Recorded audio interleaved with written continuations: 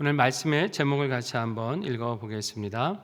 참된 치료자에게 나아가라. 이 말씀으로 함께 은혜를 나누고자 합니다. 이스라엘 즉 유다는 하나님 앞에 큰 죄를 지으면서도 전혀 이제 회개할 마음이 없었습니다. 그러면서 자꾸 자신들의 죄를 합리화하고 오히려 완고하게 자신들이 잘못가지 않고 있다 하면서 죄악의 길을 걸어갔죠. 하나님 뭐라고 하시냐면 사람이 가다가 엎드려지면 넘어지면 일어나는 게 맞지 않느냐 이런 말씀하시죠. 그렇지 않습니까? 여러분 길 가다 넘어지면 그냥 그대로 누워 계시나요? 아니잖아요. 다시 얼른 일어나서 원래 자리로 돌아오게 되잖아요. 배도 그렇지 않습니까? 배가 가다가 여러분 복원력이라는 게 있어요. 파도에 휩쓸리면 그대로 넘어지는 게 아니라 다시 그 파도를 거슬러서 제자리로 돌아오려는 복원력이라는 게 있습니다.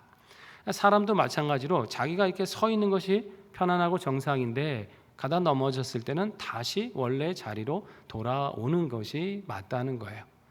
이 말씀은 지금 뭐냐면 하나님의 말씀대로 살아갈 때 인생이 바르게 서일 수 있는데 하나님의 말씀을 떠나서 불순종하고 우상을 섬기고 세상을 따라가는 것, 이게 곧 넘어진 것과 같다라고 보시는 거죠. 그러면 어떻게 돼요? 영적으로 다시 복원력을 가지고 하나님의 말씀의 자리에 굳게 서야 그것이 맞는데 왜 너희는 그렇게 넘어질 때는 일어나면서 하나님의 말씀을 떠나서 영적으로 넘어져 있을 때는 그것을 깨닫지 못하고 그렇게 가만히 있느냐, 지금 이 말씀을 하고 계신 거예요. 또 하나님은 비유를 하시죠. 사람이 집을 나갔으면 다시 돌아오게 되지 않느냐. 아침에 출근하고 나갔으면 여러분 그냥 계속 그렇게 돌아다니십니까? 아니잖아요. 해가 저물고 일을 마치면 어떻게 해요? 다시 가족이 있는 집으로 돌아오는 것이 사람의 이게 본성이라고 하는 것입니다.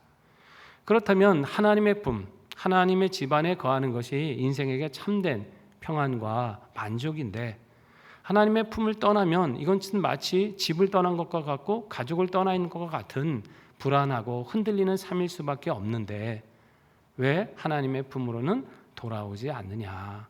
이걸 이제 비유적으로 말씀하시는 거예요. 하나님께 자꾸 이제 비유로 말씀하시는 거는 우리가 좀 더 깨닫게 되는 거 아닙니까? 아, 그렇구나. 내가 하나님의 품을 떠난 게 바로 이런 문제구나. 이것을 이제 깨달으라고 하시는 것이죠. 또 그러면서 하나님이 볼 때는 백성들이 참 올바르게 행하고 말하는 사람이 없었다. 말씀해 보니까 그렇게 지적을 하시죠. 잘못된 길을 갈 때는 내가 이렇게 살아도 되는가? 혹시 내가 하나님 앞에 이거 잘못 사는 거 아닐까? 좀 이렇게 돌아보고 고민도 하고 한 번쯤 자신을 점검해 볼 법도 한데 이스라엘 백성은 그렇게 하지 않았다는 거예요. 전혀 문제의식도 없었고 자신들이 행하는 악을 부끄러워하지도 않았다. 하나님께서 이것을 지금 말씀하시는 겁니다. 자, 그러면서 또 7절부터 보면 또 하나님은 비유를 드시죠. 어떤 비유를 드시냐면 철새들에 대한 비유를 드시는 거예요. 여기 보니까 학은 정한 시기를 알고 산배들기, 제비, 두루미도 그들이 올 때를 아는데 너희는 왜 이렇게 나의 규례를 알지 못하느냐, 이렇게 또 비유를 들어 말씀하십니다. 여러분 이제 여기 학으로 표현됐지만 이제 철새를 말하는 거예요. 보통 이제 팔레스타인 지역에 있다가 주기적으로 이제 아프리카로 떠났다가 다시 계절을 따라 팔레스타인으로 돌아오는 그 철새들이 있습니다. 여기 산비둘기도 마찬가지입니다. 4월달 경에 팔레스타인에 돌아오는 철새고 제비로 번역된 이 새는 또 3월에 떼지어서 팔레스타인에 왔다가 또 겨울 전에는 또 다른 따뜻한 곳으로 떠나는. 근데 여러분 철새를 보면 꼭 떠날 때를 알고 떠나잖아요. 여러분 가을 되면 왜 기러기 떼가 막 날아가는 것도 보시고 철새 떼 날아가는 걸 많이 보시잖아요. 우리나라에도 철새 도래지가 있어서 한꺼번에 올 때는 그냥 엄청나게 많은 새가 왔다가 또 떠날 때는 한 번에 또 막 떠나서 따뜻한 곳으로 가는 이제 그런 것을 우리가 많이 보셨겠습니다만 정확히 그때를 압니다. 회귀 본능이라고 하죠. 하다못해 여러분 물고기 중에 연어라는 물고기 아시잖아요. 연어가 어디서 태어납니까? 강에서 태어납니다. 강 상류에. 그리고 자라서 어디로 갑니까? 바다로 갔다가 다시 알을 낳을 때는 어떻게 와요? 바다에서 알을 낳는 게 아니라 자기가 태어났던 강을 따라서 역으로 해서 거슬러서 상류까지 올라가죠. 그런 장면 다큐 같은 데서 많이 보셨죠. 그럼 막 가다 보면 중간에 그 연어를 잡아먹는 짐승들도 있고 또 이렇게 계곡이 이렇게 있다 보면 막 높은 데도 있지 않습니까? 그 어떻게 가는지 보셨어요? 점프해서 갑니다. 물고기가 점프를 해서 높은 곳을 거슬러 올라갑니다. 참 대단하죠. 아니 미물과 같은 그런 물고기도 자기가 돌아갈 때를 알면 그렇게 애를 써서 돌아가지 않습니까? 근데 이스라엘은 이 미물보다 못해요. 철새보다도 못하는 거죠. 하나님 품에 돌아갈 때를 알아야 되는데 전혀 돌아갈 마음이 없습니다. 그때도 모르고 자신이 지금 어디까지 와 있는지도 모르고 돌아가야 될 이유조차 발견하지 못하고 있더라. 그러면서 오히려 자신들의 죄만 합리화하고 있었던 그들의 모습을 하나님께서 지적을 하십니다. 여러분, 이들의 모습을 보면서 생각하게 되는 것은 무엇입니까? 여러분, 우리는요, 우리가 있어야 될 믿음의 자리에 분명히 서야 될 줄로 믿습니다. 내가 지금 어디쯤 서 있지? 내가 하나님 모실 때 바른 그 진리의 길 안에 서 있는가? 말씀의 도에 순종하는 자리에 내가 머물고 있는가? 혹시 나의 삶과 행실은 하나님과 좀 멀어져 있지는 않은가? 나의 습관과 사고는 하나님이 기뻐하시는 것인가? 이거를 우리는 때때로 점검을 하고 돌아봐야 됩니다. 그리고 어떻게 해요? 내가 혹 하나님과 멀어져 있다면, 말씀하시는 바와 우리가 다른 길을 가고 있다면 어떻게 돼요? 그 즉시 돌이켜야 될 줄로 믿습니다. 돌이켜서 원래 자리로 가야죠. 하나님이 말씀하신 그 자리, 우리에게 평안을 주시는 그 자리, 하나님의 품 안에 돌아갈 때 거기에 안전함이 있고 평강이 있고 생명의 길을 얻게 될 줄로 믿습니다. 자, 그런데 8절에 보면 하나님이 또 지적을 하시는 게 뭐냐면 종교 지도자들에 대한 잘못을 지적을 하시죠. 백성이 타락하거나 사회가 잘못될 때는 마지막 보루가 누구냐면 종교 지도자들입니다. 그들이 바른 목소리를 내야 되고 하나님의 말씀에 근거해서 사람들을 가르쳐야 될 책임이 있죠. 이건 이제 하나님이 그들에게 맡기신 사명이잖아요. 근데 여기 보니까 자기들은 지혜롭다고 여겼어요. 아, 우리한테 율법이 있어. 이 말은 뭐냐면 우리한테 배우시오 이런 뜻이죠. 내가 하나님의 뜻을 가르쳐 줄 테니까 하나님 앞에 이 앞에 와서 배워라, 이제 이런 이야기예요. 근데 하나님 뭐라고 하시냐면 너희가 지혜롭고 율법이 있다고 말은 하지만은 정작 내 뜻대로 하나님 말씀대로는 하지 않았다. 하나님 이걸 지적하십니다. 이들은 뭐라고 했냐면 거짓 평안을 빌어준 거예요. 백성이 잘못 가면 그렇게 가면 안 됩니다. 하나님께 돌아오라 하십니다. 하나님 말씀에 순종해야 됩니다. 당연히 가르쳐야죠. 근데 이제 그런 얘기 전하면 이제 불편해했거든요. 사람들이 뭐가 우리 삶에 문제가 있다고 하느냐, 우리가 무슨 죄가 있다고 하느냐, 우리가 지금 평안을 누리고 있는데 뭐가 잘못됐다고 하는 거냐, 자꾸 이제 이렇게 반발을 하고 부딪히고 거역하니까 이제는 이 사람들이 어떻게 해요? 그러면 이제 점점점 사람들이 이제 비율을 맞추기 시작한 거예요. 그래, 그렇다면 타협을 하는 거죠. 굳이 내가 이런 불편한 소리에서 저 사람들 죄를 지적해서 서로 이제 불편할 게 뭐 있나, 괜히 나한테만 손해가 되고 나한테 돌아올 이득이 없지 않은가, 그들이 원하는 대로 그냥 말해주고 또 뭐 그렇게 해도 그렇게 나쁠 것 같지 않고, 이런 식으로 이제 타협을 하기 시작하는 거예요. 그러면서 이제 하나님의 말씀을 왜곡하고 이제 그것을 변질시키기 시작했다라는 것이죠. 예레미야 시대만이 그런 게 아니죠. 뭐 오늘날 우리가 뭐 그런 시대를 살아가고 있지 않습니까? 목사라고 하면서 또 신학자라고 하면서 좀 하나님의 이 말씀과는 다른 길로 얘기하는 사람들도 많아요. 뭐 포괄적 차별금지법 통과시켜야 된다. 그것이 뭐 이 시대에 맞는 거다 하면서 이런 얘기하는 사람들 많이 있지 않습니까? 뭐 인본주의 신학, 그런 유물론, 뭐 진화론 다 섞어가지고 하나님의 말씀을 그대로 전하면 이것은 뭐 그냥 근본주의라는 식으로 이렇게 폄하하려고 하고, 오히려 세상과 타협하는 것을 마치 신신학인 것처럼 시대에 맞는 하나님의 말씀이냥 거짓되게 외치는 자들도 많이 있는 시대입니다. 여러분, 이 분별해야 됩니다. 우리는 하나님 뭐라고 하시냐면 너희는 엎드러질 자와 같이 엎드러질 것이다. 거꾸로 팀을 당하는 자와 똑같은 거꾸로 팀을 당할 것이다. 너희의 모든 것은 빼앗기게 될 것이다. 하나님께서 이렇게 말씀하세요. 왜냐하면 중요한 사명을 맡았는데 그 사명을 저버렸기 때문이에요. 여러분, 하나님의 사명을 맡은 자들은 하나님의 뜻대로 전하고 행해야 되는 거 아닙니까? 여러분, 우리 오늘날 성도가 다 하나님의 제사장이잖아요. 우리는 하나님의 말씀을 맡은 사람들이에요. 세상에 대해서는 여러분이 다 제사장입니다. 강단에서 설교하는 목사만 제사장 사명이 있는 게 아니라 우리가 한 분 한 분이 하나님의 말씀을 품고 살아가는 우리 모두는 다 세상을 향한 선지자요 제사장인 줄 믿습니다. 그러면 어떻게 되는 거예요? 내가 먼저 진실로 하나님의 말씀을 무장하고 깨닫고 담대하게 선포해야 될 줄로 믿습니다. 죄는 죄라고 말할 수 있어야 되고 거짓은 거짓이고 불의는 불의라고 말할 수 있어야 되는 거고 목소리를 내야 되는 것이고 하나님은 그걸 기뻐하지 않으신다. 우리가 돌이켜야 된다. 적어도 내 주변에 있는 사람들에게는 이것을 전할 수 있어야 되는 거예요. 이게 하나님이 오늘날 우리 성도들 그리스도의 제자들에게 맡기신 사명입니다. 그러기 위해서는 어떻게 돼요? 우리가 늘 분별해야 되죠. 말씀 묵상하며 하나님의 뜻이 무엇입니까? 이 말씀에 비춰 이 세상이 정말 지금 바르게 가고 있습니까? 그렇지 않습니까? 그렇다면 우리는 무엇을 순종하고 어떤 목소리를 내야 되며 어떻게 살아야 합니까? 여러분 하나님께 물으셔야 돼요. 그거 귀찮다고 번거롭고 뭐 그냥 생각하기 복잡하니까 나 그냥 뭐 있는 되는 대로 살래. 아닙니다. 우리가 그렇게 영적으로 게을러서는 안 되는 것이죠. 깨어 있어야 될 줄로 믿습니다. 어쩌면 오늘날 이 시대의 위기는 우리가 너무나 안일했고 게을렀기 때문에 생겨난 건지도 몰라요. 그러나 우리가 지금부터라도 깨어서 말씀의 전달자로 기도의 사명자로 진리를 전파하는 자로 살고자 하면 하나님께서 이 모든 역사를 바르게 회복하실 줄 믿습니다. 자, 13절부터는 하나님의 이제 심판의 말씀이에요. 어떻게 말씀하냐면 포도나무에 포도가 없을 것이다. 무화과 나무에 무화과가 없게 될 거다.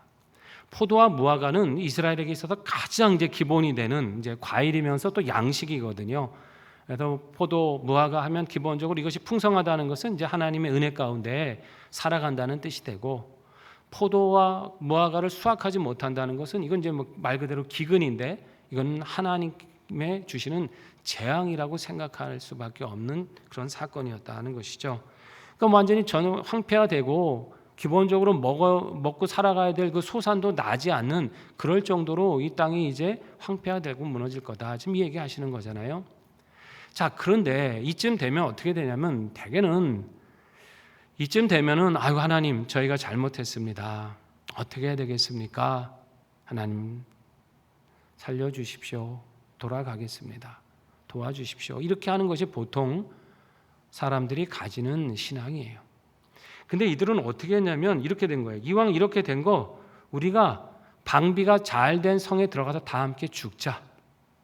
이 얘기를 하는 겁니다.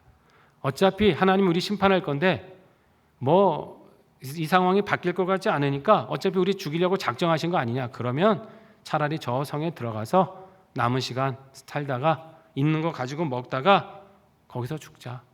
뭐 죽이시면 죽이시는 거지. 이런 태도로 지금 그들은 말했다라고 하는 것입니다. 여러분 하나님께서 심판의 얘기를 하시고 진노와의 말씀을 하시는 것은 본심이 아닌 건 아시죠? 이제는 우리 충분히 들었잖아요. 정말 뭐 망하게 하시려고 그 말씀 주신 게 아니라 듣고 살으라고 듣고 고치라고 그렇게 해서 하나님이 주시는 거잖아요. 그 아버지의 마음을 헤아려야 되는데 이 관계가 잘못되어 있으니까 아버지의 본심도 이제 모르는 거예요. 그걸 왜곡해서 듣는 거죠. 우리 죽이신다고요? 그럼 뭐 죽죠 뭐. 우리가 성에 들어가서 살다가 그렇게 죽음을 맞겠습니다. 어떻게 한번 해보려면 해보셔요. 지금 이런 태도잖아요 이게. 이건 너무나 완악한 태도잖아요. 회개하고 하나님 어떻게 우리 죽이십니까? 우리 아버지 아니십니까? 우리와 맺은 언약 있으시지 않습니까? 우리가 그 언약 다시 잘 지켜보겠습니다. 이렇게 나와야 되는데 전혀 이들은 그런 마음이 없었어요. 아주 교만했고 완악했어요. 이 죄의 특징 중에 하나가 이거죠. 처음에는 그냥 이렇게 가다 두려움도 있고 돌이키기도 쉬운데 이게 가다 보면 계속 가속이 붙잖아요. 여러분 자동차가 경사진 데서 만약에 굴러 내려가면은 처음에야 서서히 가겠지만 나중에 어떻게 됩니까? 그냥 엄청나게 빠른 속도로 굴러가잖아요. 눈덩이를 산 비탈에서 굴리다 보면 처음에는 조그만 덩어리가 굴러가지만 나중에 점점 어떻게 돼요? 이게 불어나가지고 걷잡을 수 없는 큰 눈덩어리가 아래로 굴러가 버리지 않습니까? 이스라엘이 그런 모습이었다는 것이. 처음에는 두려움도 있었고 가책도 있었겠고 깨닫게 하실 때는 돌이키기도 했겠지만은 나중에는 어떻게 되냐면 이 죄악의 덩어리가 점점점 견고해지고 눈덩이처럼 커져서 브레이크 없는 그런 차처럼 그냥 완악함으로 달려갔다. 어차피 망할 거 이런 식으로 멸망의 길로 달려가고 말았다는 것입니다. 자, 결국은 하나님께서 적국의 말고 발에 너희가 짓밟힐 것이고 술객도 어쩔 수 없는 뱀과 독사를 너에게 보내겠다. 이렇게까지 표현을 하십니다. 아주 치명적인 고통과 멸망을 겪게 될 것이다 라고 하시는 거예요.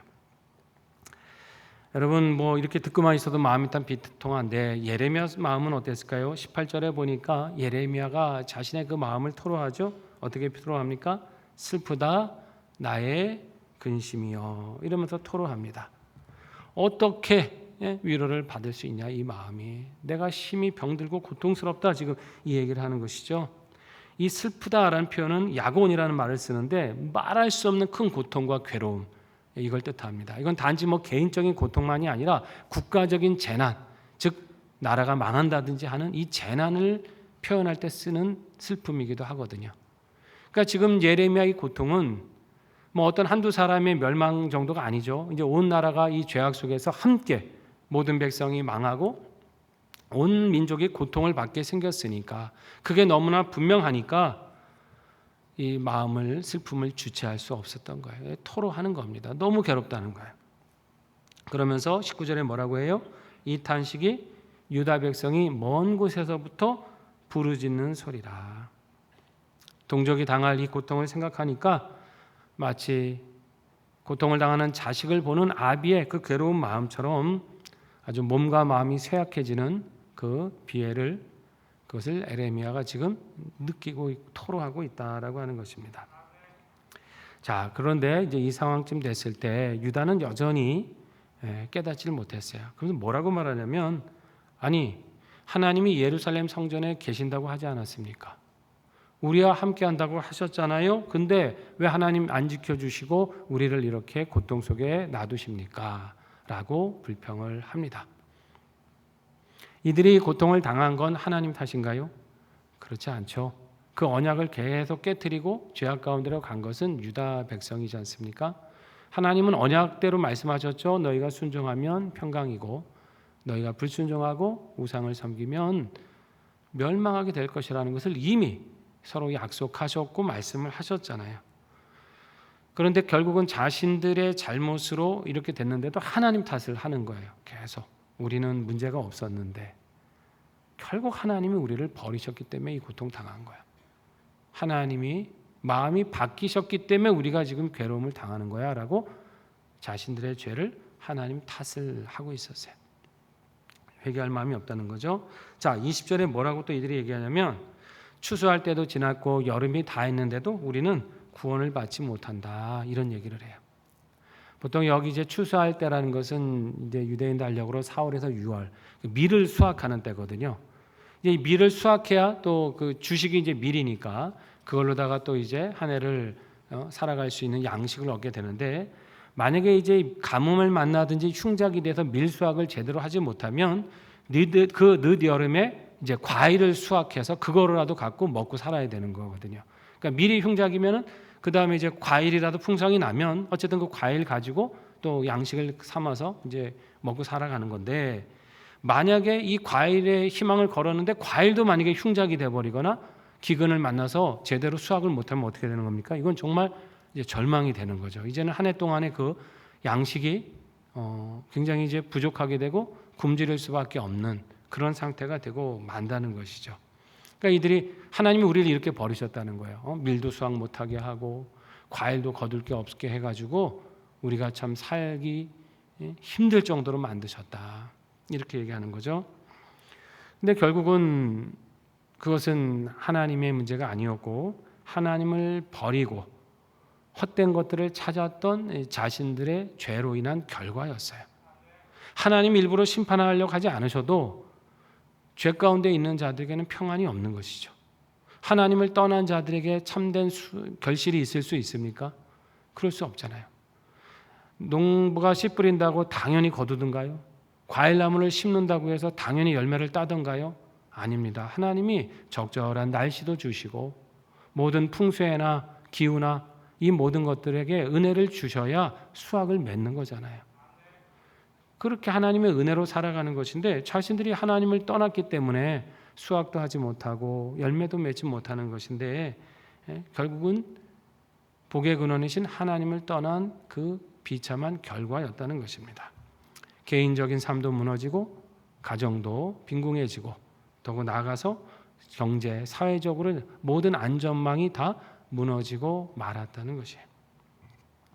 결국 개인의 삶의 안정도 마찬가지고요. 한 나라의 안위나 또 평강도 마찬가지입니다. 하나님을 온전하게 의지할 때 주께서 주시는 은혜인 줄 믿습니다. 이걸 항상 우리는 기억을 해야 되는 거예요.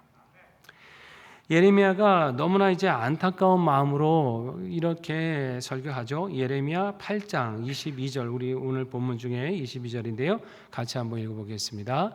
길라앗에는 유향이 있지 아니한가? 그곳에는 의사가 있지 아니한가? 딸 내 백성이 치료를 받지 못함은 어찌 됨인고? 아멘. 예레미야가 말씀하죠. 너희가 지금 이렇게 고통하고 신음한다고 있지만은 살 길이 있지 않느냐? 왜 그 살 길을 뻔히 알면서 가지 않느냐? 하면서 그 비유를 길르앗이라고 하는 것을 들고 있죠. 거기는 뭐가 있어요? 유향도 있고 의사가 있다, 이런 얘기예요. 길르앗이라는 것을 우리가 지도를 잠깐 보면은 이제 이 지역입니다. 한번 보실까요? 여러분 잘 보이시죠? 이스라엘 팔레스타인 지역에 보면 요단강 동편에 이렇게 크게 길르앗이라고 하는 지역이 있지 않습니까? 여기도 이스라엘 땅이었잖아요. 여호수아 때 이제 가나안을 정복해 갈 때 요단강 동편에 머물던 지파들이 있었죠. 거기 지파 보면 기억나세요? 갓과 르우벤, 그 다음에 므낫세 반지파, 그 중에 절반이, 그러니까 세 지파가, 그러니까 두 지파 반이 동편에 머물렀던 땅이 이제 이쪽이에요. 길르앗 지역의 지역인데, 그리고 나머지 지파는 이제 서쪽으로 넘어와서 이제 다 그 땅을 차지했고, 자, 근데 이 길르앗은 전통적으로 좋은 유향이 생산되는 곳이었다 그럽니다.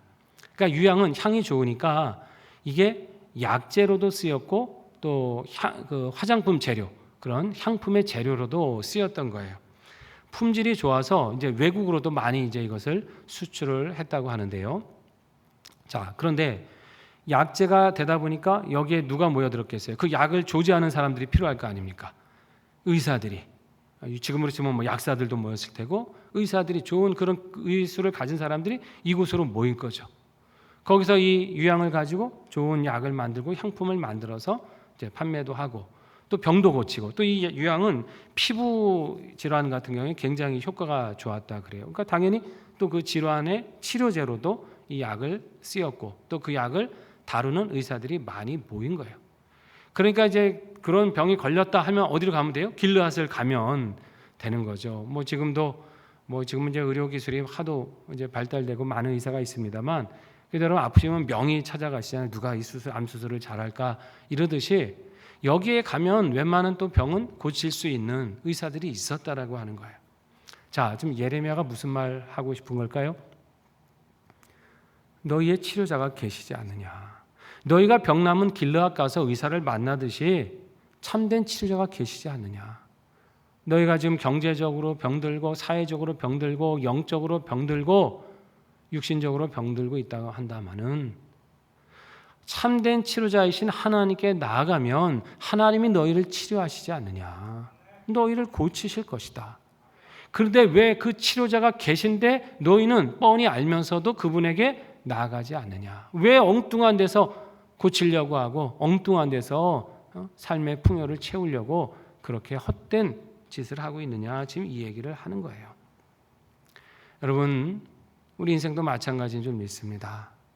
우리 모든 육신의 질병을 치료하실 분은 하나님이신 줄 믿습니다. 삶의 고난도 하나님이 능히 치료자가 되시는 줄 믿습니다. 말할 수 없는 공경과 피할 수 없는 환난 속에서도 하나님은 우리의 유일한 피난처가 되시는 줄 믿습니다. 주님을 찾아가면 되는 거잖아요. 그분을 의지하면 되는 거잖아요. 나의 치료자가 계신데 왜 걱정하고 근심하고 다른 데서 치료 방법을 찾으려고 그렇게 불안해하고 염려할 필요가 없다라고 하는 것이에요. 남모를 고통, 외로움, 차마 누구인가 말 못할 그 고통도 우리 주님께 나아오면 우리 주님은 들으시고 치료하시는 줄 믿습니다. 부끄럽고 정말 내놓기 힘든 그것도 차마 내 모습이 참 이것밖에 안 되는가 하는 그런 모습도 우리 주님께는 가지고 나올 수 있잖아요. 주님께 가지고 나올 때 주님은 우리의 자존감도 회복시켜 주시고 우리의 또 삶의 그런 믿음도 회복시켜 주시고 하나님의 자녀로서의 존귀함도 회복시켜 주십니다. 하나님께 가지고 나와야 되는 거예요. 우리 인생만 그렇습니까? 여러분, 이 땅의 역사도 마찬가지예요. 우리가 지금 막 세상이 거짓과 불의로 가득하고 정말 이 땅이 어떻게 되는가 불안하고 이 위기를 느낄 때 여러분 정말 답답하잖아요. 도대체 뭐 하루하루가 변하는 것 같지 않고 사회는 점점점 악해지는 것 같고, 여러분 이럴 때 이 모든 역사를 치유하실 분도 하나님이세요. 우리는 그 하나님을 절대적으로 신뢰하고 하나님께 구해야 됩니다. 하나님, 이 땅 고쳐주세요. 우리의 힘으로는 도무지 할 길이 없습니다. 정치적인 해법으로는 길이 안 보입니다. 하나님께서 우리의 역사를 움직여 주시고 국제 정세를 변화시켜 주시고 이 땅에 참된 하나님의 공의로운 역사를 이루어 주시옵소서.